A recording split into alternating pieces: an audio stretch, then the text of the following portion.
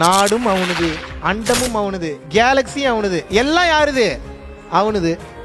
இதுல வந்து உட்கார்ந்துட்டு இது என்னது அப்படின்னா, இது பற்றே இல்லாதவன் மீது நீ வைக்கும் பற்றை தவிர வேறு இந்த உலகத்தில் கண்ணால் பார்க்கக்கூடிய எந்த பொருளில் நீ பற்று வைத்தாலும் அந்த பற்றினால் நீ அழிந்து போவாய்.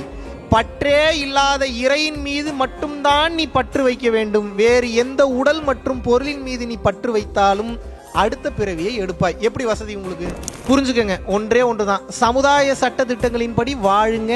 ஆனா மனசுக்குள்ள எந்தவித சட்ட திட்டமும் இருக்கக்கூடாது. அறம் தர்மம் மட்டும்தான் இருக்கணும். பிற உயிர்களின் நன்மைக்காக எந்த எக்ஸ்ட்ரீம் வேணாலும் போலாம், பிற உயிர்களை காயப்படுத்தாம. இவ்வளவுதான் தத்துவம். புரிஞ்சுதா? இங்க என்னது எதுவுமே இல்லைன்ற புரிதல் கொஞ்சம் கொஞ்சமா அதிகமாயிட்டே போச்சுன்னா ஒரு கட்டத்துல உள்ளுக்குள்ள ஒரு மாற்றம் ஒன்று நடக்கும். ஒரு எலக்ட்ரிக்கல் கொலாப்ஸ் ஒன்று ஆகும். அப்புறம் நீங்கள் இந்த உலகத்தை பார்க்குறதே மாறிடும். அப்புறம் கரப்பாம்பூச்சி கவுத்து போட்ட மாதிரி தான். மறுபடியும் நீங்களா திரும்பணும்னு நினச்சாலும் திரும்பாது. இது உங்களுக்கு கடைசி பிறவி என்று அர்த்தம். அதுக்கு பேர் தான் ஞானம். நாங்கள் இந்த ஞானத்தை அடையிறதுக்கு மட்டும்தான் இங்கே பிறந்திருக்கீங்க.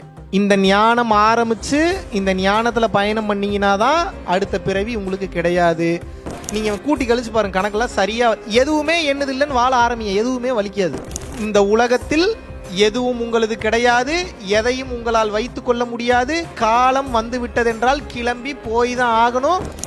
நீங்கள் செய்த பாவ புண்ணியங்களை தவிர இந்த உலகத்தில் எதுவும் உங்களை தொடர்ந்து வராது.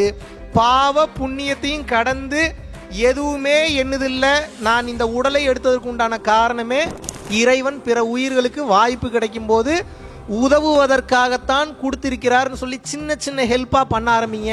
அப்போதான் படுத்தா நிம்மதியாக தூக்கம் வரும், தாராள குணம் வரும், பெரும்போக்கான எண்ணம் வரும், பிறர் நன்றாக இருக்க வேண்டும் என்ற எண்ணம் வரும்.